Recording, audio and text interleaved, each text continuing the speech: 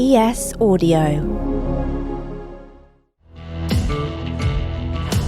Not many tech entrepreneurs can say they took on the giants of the industry during the internet boom of the noughties, beat them, and are still succeeding today in 2023. Yeah, when we started, our competitors were AOL, Yahoo, Microsoft, and Google. So it's the tech giants. And all of them, except Google, have shut down their blogging services. But Matt Mullenweg, the new CEO of Tumblr and the co-founder of WordPress, can. From its launch in 2003, Matt transformed WordPress from a blogging site to an all-in-one website creation platform, which is now the backbone of around a third of all websites around the world. And he's not standing still. Following the creation of parent company Automatic, he decided to add Tumblr to their list of brands in 2019. One fun thing about Tumblr is it's always pushed the limits and the edge of what people consider social media. All the other things that every other social network does, many of them were on Tumblr first. In July this year, he and the team behind the social media platform laid down the gauntlet, sharing plans to redesign the sites, make it easier to use, ensure it had high-quality content, and grow its creator base. The announcement came just weeks after big changes at both Twitter and Reddit that left their users up in arms and looking for a new home on the web. Coincidence? We've definitely had people come over, and we see waves or spikes. I'm John Weeks from the Evening Standard, and this is How to Be a CEO. So, in a seemingly ever-changing online world, what can be learned from the past 12 months of activity that's shaken up the social media landscape? One thing I've learned is just how sticky networks are. So, regardless of how you feel about how a social network is being run, or its privacy policies, or the person running it, or whatever it is, you want to be where your friends are. And so it's, not unusual that that's the thing that social networks make it the hardest to move around, is who you follow and your interests and your likes and everything like that. So I think if we're going to reach an age of true portability where people can, try new social networks and move, we need more user control of their own data. So we need users to be able to take their likes, their follows, their interests, and bring it over wholesale to a new network, for any new network to have a chance. Absolutely. And I'm guessing that's a bit of a tease into your plans for Tumblr going forwards. Have you got a sort of battle plan, as it were? Yeah. First I'll say that also I've learned that running a social network is really, really hard. So you're not going to hear me criticizing Zuck or Elon or, anyone else, because it's software that sort of tries to capture human communication and interactions, at the scale of even just millions, or tens of millions, is as hard as being the mayor of a city or the, leader of a country. And, at certain scales, like some of these things like, Facebook with 3 billion daily active users, that's bigger than any country or society that's ever existed in humanity before. So there's going to be new problems. There's going to be problems every day, just by definition of having that many humans on the platform. And it's a learning process. So I do think that, so you asked about Tumblr's roadmap, a lot of it's providing a really great and safe environment. The software needs to be fast, performant, it needs to work well. It needs to do a good job at showing you things you want to see. So both the people you follow, but maybe also exposing you to new things that you don't know about yet, that you're going to love and like. It needs to be sustainable. So it needs to have a business model. When you think about it, back in the day, when you had a web host, you'd pay for the amount of storage you use and the amount of bandwidth you use and everything like that. But all these social networks give you unlimited storage, unlimited bandwidth, effectively. You can have as many views or users as you like. You don't get charged for that. And so there needs to be a business model that makes it sustainable to provide that service, because it's quite expensive to do and quite expensive to moderate. And then finally, one fun thing about Tumblr is it's always pushed the limits and the edge of what people consider social media. So far before anyone else supported images or videos or inline audio, Tumblr supported all that. It supported more than 140 characters. It supported all the other things that every other social network does. Many of them were on Tumblr first. And so we're always thinking, what can we do next? I actually, when other people copy us, I'm cool. You know, like we had the when Twitter started introducing it's like following before you tap. Like we had the exact same thing. They literally copied like our exact design and everything. I was like, all right, you know, like on to the next thing. We got to make something. And interestingly, on that as well as Twitter copying it from you guys, now Threads want to copy that sort of from Twitter. Clearly, is it a bit of a cyclical sort of nature within social media? Well, I think what happens is that the reality is that people use multiple social networks at the same time. And there's sort of a baseline functionality that they just come to expect. Much like, you know, no matter what restaurant you visit, you expect them to have chairs and tables and some form of cutlery or napkins or restrooms. And like, these are just kind of standard features we take for granted, right? Because it's so standard. But if you visit a restaurant that didn't have these things, you definitely notice it. So it's kind of the same with like some of these social networking features, that there's certain things that you just probably don't even realize that you expect until you're going to visit one of these social networks that doesn't support it. And then you're like, oh, I really like that thing. Very true. And it's interesting hearing you talk about the sort of the difficulty of running a social network and the challenges, considering your pedigree sort of in the World Wide Web. I didn't really know how to sort of phrase your own sort of career, but you don't get called the blog prince for nothing. How do you sort of review your own career from sort of setting up WordPress to where you are now? Yeah, so fundamentally, I'm a guy who loves making software that enables other people to do things, you know, to express their creativity, to publish, to reach an audience. And that just really jazzes me up. I get a lot of fulfillment from it. And my roots are in the open source community, and still where, you know, the bulk of my time goes is a project called WordPress, which is an open source, started as a blogging platform, expanded to become really a full site platform. So you can build anything, what we call a CMS or content management system, which means you can build an e-commerce store, you could build a link in bio site, you could build anything as simple or as complex as you imagine.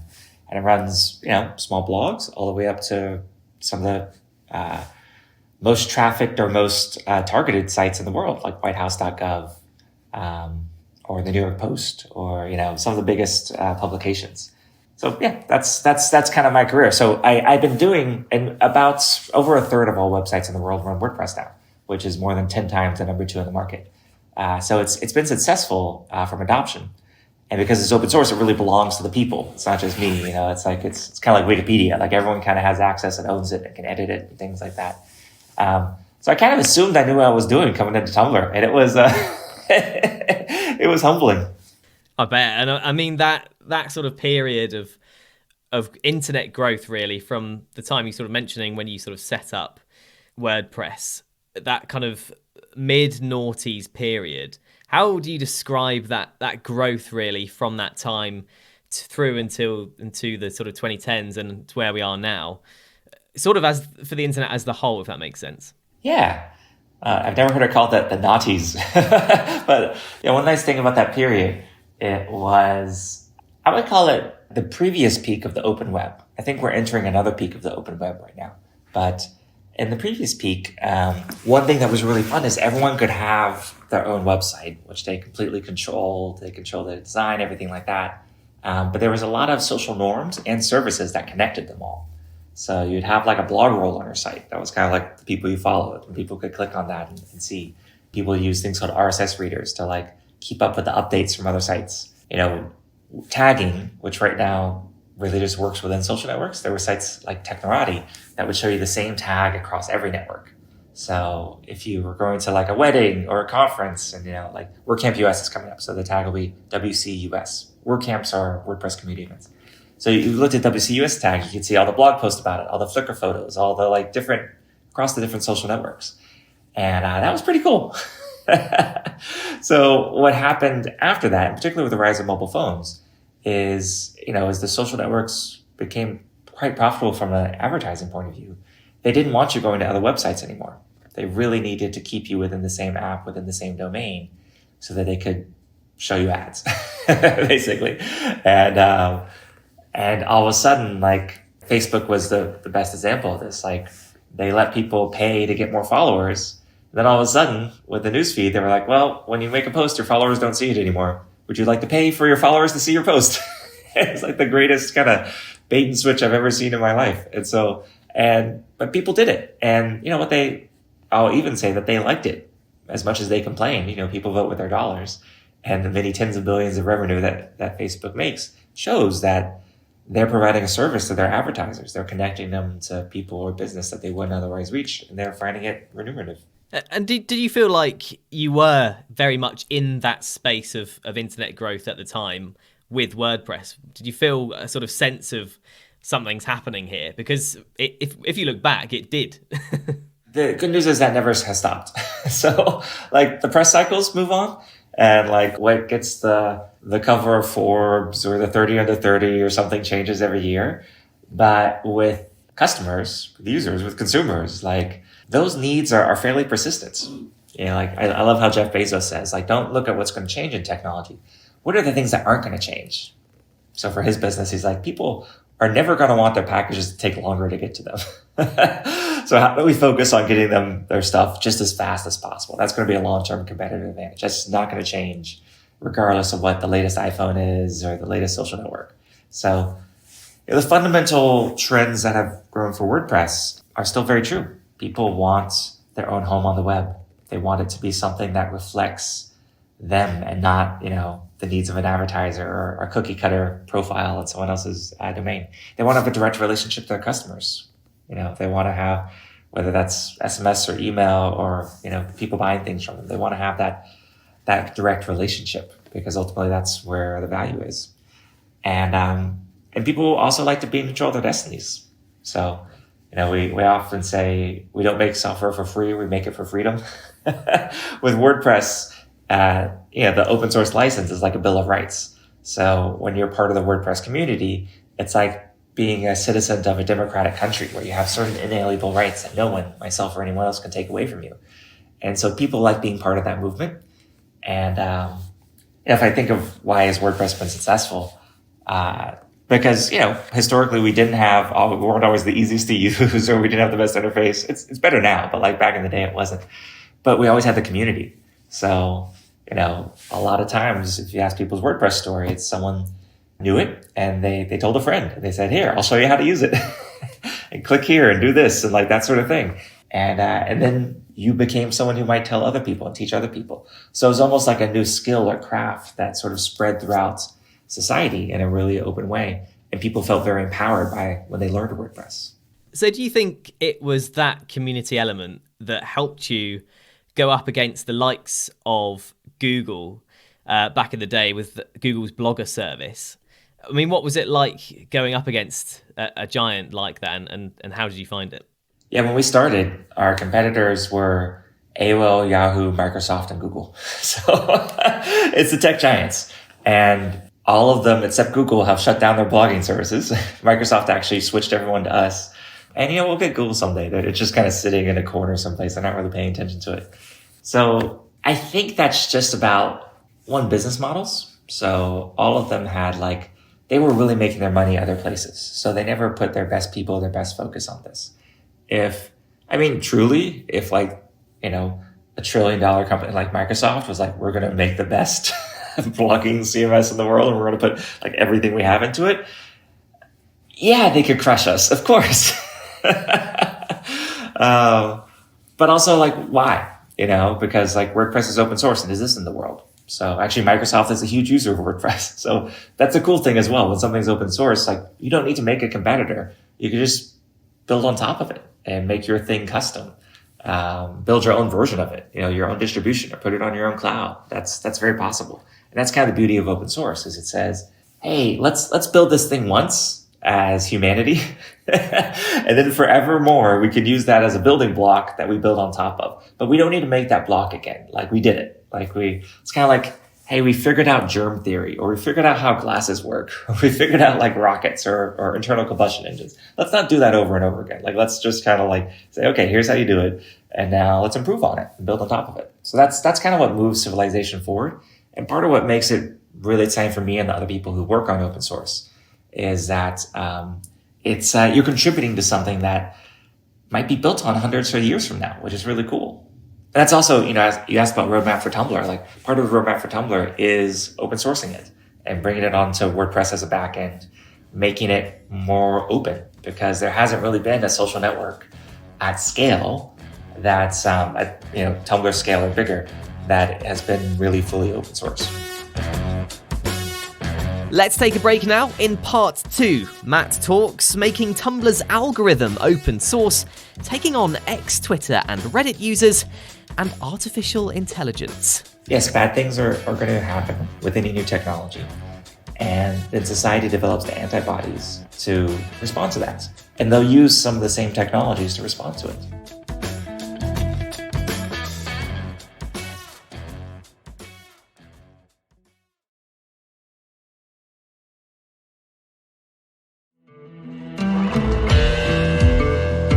My next question was going to be about the sort of plan behind purchasing Tumblr back in 2019. Has that always been in your mind to make an open source social media platform from that point? Or has it been a bit of a process to sort of go, okay, this is what we've got here, let's work out what we're doing? Absolutely, yeah. So, it's kind of funny because Tumblr used to be one of our best competitors. And they got purchased by Yahoo, which merged with AOL, which then got bought by Verizon. And just like those companies didn't necessarily give it whatever it needed to be, what it deserved to be. And so when we bought it, it was kind of in a death spiral. And it was an interesting switch because I'd spent so much of my career switching people off Tumblr. And all of a sudden I was like, all right, now we're going to run this thing. How do we make it amazing? And that's really been my focus. I've been CEO since February of last year. And how do we make this so amazing and really give the Tumblr community what they deserve, and also give the world an alternative to these closed, proprietary, advertising-driven social networks? Putting that on open source that's just our philosophy. If we do nothing else, we're always going to do lots of open source, because it's not just, I think, more effective from like a user point of view, but I also just think it's the morally right thing to do. So, I only have so many productive years on this earth, while my body works, my brain works, and I really want to put every ounce of effort I have, every contribution I can give to the world towards something that moves civilization forward. And to me, that's open source and that philosophy. So tangibly, how does open source Tumblr look? Because in my head, I'm imagining sort of 2007 Bebo, where you could set your own skin and you could change various elements of your page at least. Is that kind of the idea, or is it slightly different? Well, you could do that today. So on Tumblr, you can have custom themes and you can customize it every little bit, and you can run on your own domain and everything.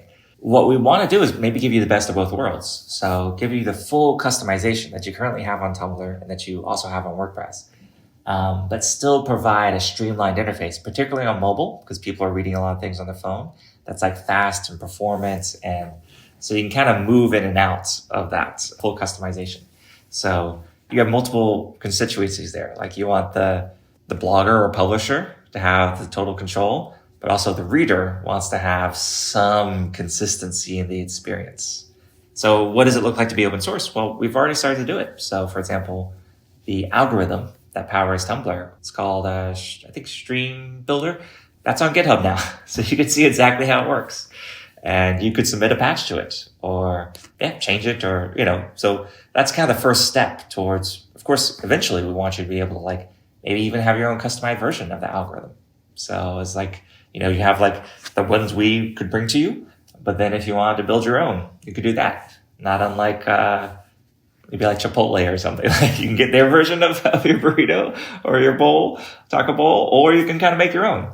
I think that's cool. People want that control. And that's ultimately what we're about, is giving power in the hands of users. That's really cool, because I feel like there's a lot of conversation these days about users being beholden to the algorithm. It's normally sort of referred to, isn't it? The algorithms that sort of dictate what you see. But you're saying essentially, as a user, you could choose effectively what you see if you can alter the algorithm. Is that right? Why not? Why doesn't every social network do this? They should. The reason they don't is because actually, it's kind of funny. The main reason they don't actually isn't for an evil reason. It's because what people say they want and what they really want is not consistent. So they say they want to eat vegetables and listen to NPR and, do yoga every morning. And what they really do is they look at the phone in the morning and eat junk food. And so it's kind of like express preferences versus stated preferences. I forget the term, but so that's, if I had to look at the non-evil reason why they don't give you total control over your algorithm, that's probably why. But I think there's things in there. So you can have like I said, we'll always have our defaults that maybe are the default thing you see, but then you can switch into your own mode if you want. The other fun thing about that is like on any SaaS service, and SaaS means software as a service. So that's where like you don't control the code. You just kind of go and someone else runs it for you. You usually hit a ceiling. So there might be somewhere where you grow or you want some functionality that service doesn't support. Even with really successful ones like Shopify, which is quite good. There's certain things. If you want to do certain things on your store, Shopify just doesn't support that because they can't with the way the software is architected. But with open source and with the architecture of WordPress, I want to have a path where you could start with, call it just a Tumblr, kind of a fairly standard thing that there's 500 million of now. But if you want to like turn that into an e-commerce store, or you want to customize it in a different way, or build a newsletter or a mailing list, or, create a membership site where you had, these are all things that are supported by WordPress today in WooCommerce. So how do we create a really easy path there? So one other reason I'm really excited about Tumblr is, Tumblr's user base, its customers are primarily young. It's like over half under the age of 25. It actually has more women than men, which is uncommon in technology. It's a very safe place and vibrant community for LGBT plus. I think it's over a quarter, which is the largest of any other social network. So it's, we created kind of a place for art and artists. So it attracts, the youth, that's kind of like constituencies that have traditionally been around the more artistic side of the world. If you think of like that neighborhood in a city, right? It's maybe where the cool art is or the cool restaurant, that sort of thing. The up and coming stuff. So Tumblr is kind of that online. It's kind of like that cool neighborhood. And how do we make that a path to, basically the WordPress open source community, which is really amazing.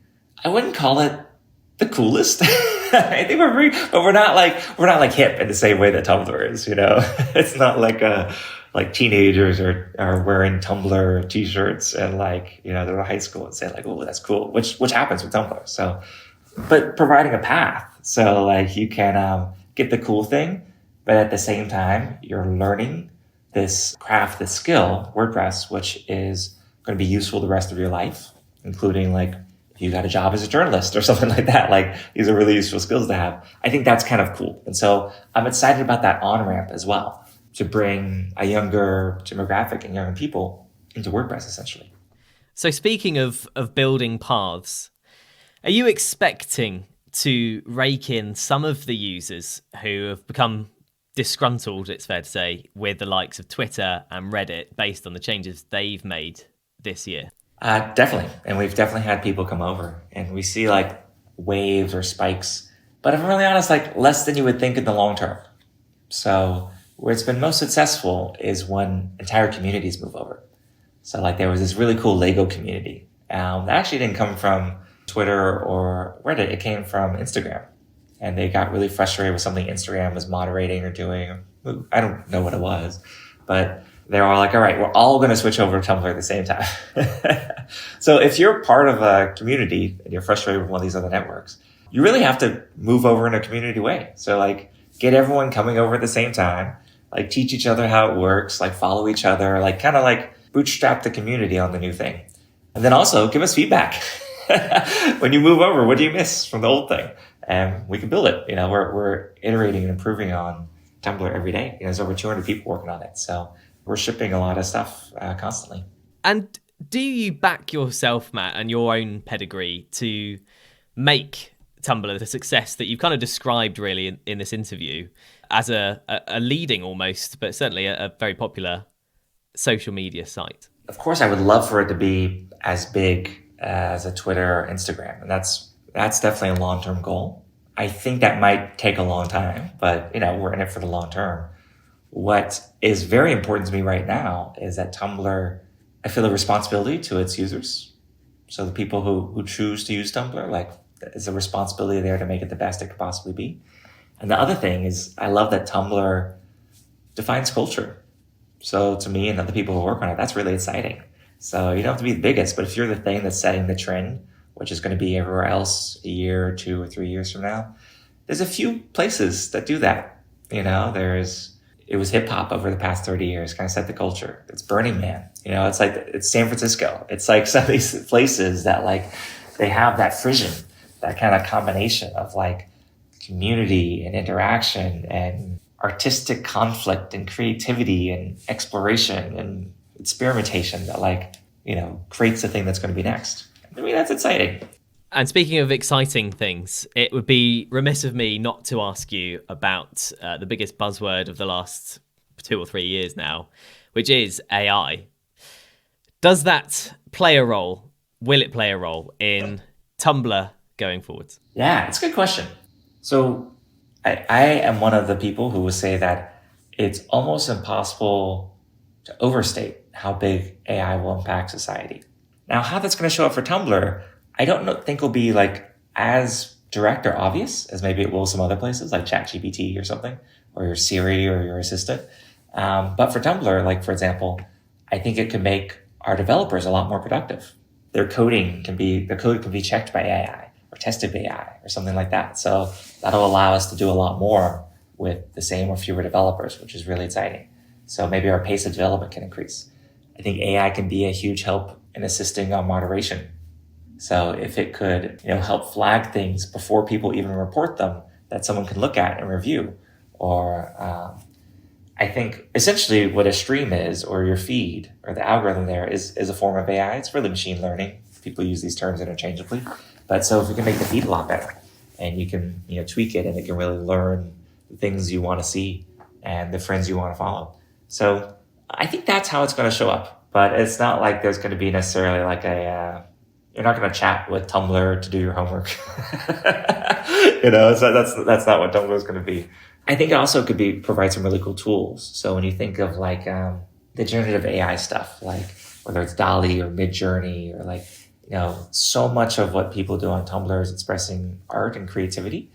And there's some people who are resistant to this, but I'm actually hearing far more artists who are like, wow, this is another tool in my toolbox. It's not just like using it instead of doing your work. It's like helping with that first draft, or helping you come up with new ideas, or maybe like accelerating like a part of a workflow.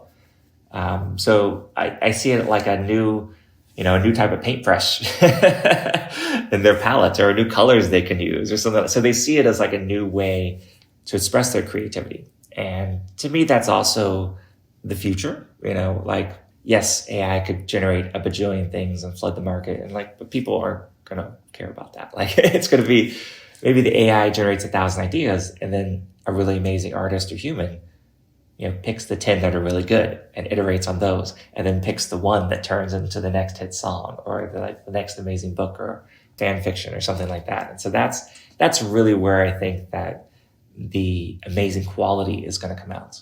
Just like any other tool, just like when we move from typewriters to word processors, like that. Some people were like, oh, this is going to ruin writing and fiction, but like it also like enabled a ton of productivity, and like we've probably written some better stuff since then.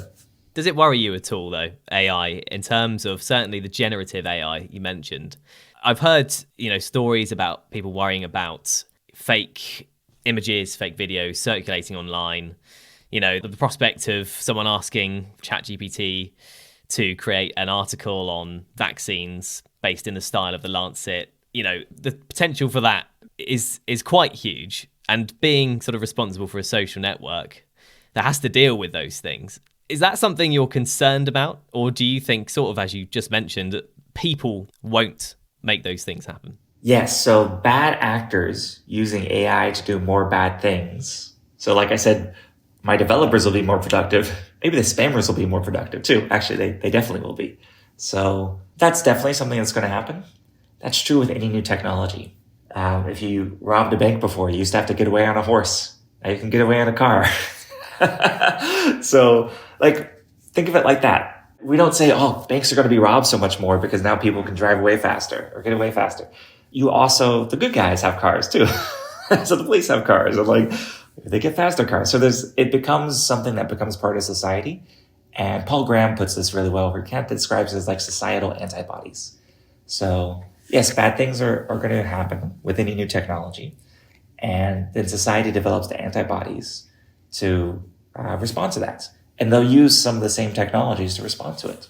So there's a flip side to everything I said, like fighting spam, developer productivity. There's a shadow version of that, or someone using that for a bad purpose. But yeah, there's more good people than bad people, I think, fundamentally in society as well. More folks who want peace and prosperity and everything like that. So putting the tools in their hands, I think, is ultimately what makes the world better over the long term. Looking at things from a sort of cultural perspective, these days there's a lot of discussion about people trying to limit their screen time, spend less time on social media where they can. And we know about the tricks and techniques social media companies use to sort of keep our attention. Can you see a world where people choose to completely stop using social apps and websites to sort of protect their mental health? And is there a way that social media can provide a solution to people that isn't just a quick fix and actually makes them feel connected? It's a good question. I do think it's good to cycle on and off anything. So like if you find yourself, on your phone for even like an hour a day, which is probably low for most people, like, yeah, it's good to take a weekend off. Or I love the idea of like a Sabbath, like a day without technology or something like that. I think that's a good practice. Now, what I'm far more interested, and actually something I'm really proud of, is like, you often hear people say they want to do less social media, but you almost never hear people say they want to blog less, And what is that? What is it about blogging that they feel like adds to their life or is a valuable task or valuable use of time that maybe they're not getting from more traditional social media? And how could, maybe through giving algorithmic control or other things, or just like also some defaults or the ways you design the software, I think can also influence how people use it. Like I said, we're making Tumblr for art and artists. I haven't heard anyone say, I've loved less art in my life, or I need less music in my life, right? You don't hear that, right? Because these are things that enrich our soul, can enrich our minds and creativity and expand human consciousness and relationships. So, and social media at its best does connect people. And I think that's part of why it's been so popular. Like for every story about, and I've experienced this myself, like you doom scroll and you're really depressed at the end. There's so many other stories of like, I've reconnected with someone who I haven't seen in a long time. Or I found out a friend was in town and we were able to meet up. Those sorts of things. So I think it's just good for anyone's life to look at the first principles of like what provides you energy, happiness, health, a calm mind, and use social media as a tool to get more of that. And if you find that you get out of these systems what you put into them. So, if you find you're being served like a ton of political stuff that makes you really angry, like maybe unfollow those sites or like tweak the algorithm or like, unlike those things or like do whatever. Don't engage with them, ignore them, don't scroll on it, don't click on it. Or maybe just like start a new account that from scratch where you only follow like artists or cats or whatever it is that like, these are all tools and they're mirrors of our own psyche. And so if you find it going really awry, particularly if it's one like Tumblr, which is advertising driven, maybe like try starting a new account and like follow some different stuff and see if you can really tweak it to be something that you find a really valuable part of your day. That was Automatic and Tumblr CEO Matt Mullenweg. For more interviews, news and analysis, head to standard.co.uk/business or pick up the Evening Standard newspaper. How to be a CEO is back on Monday. We'll see you then.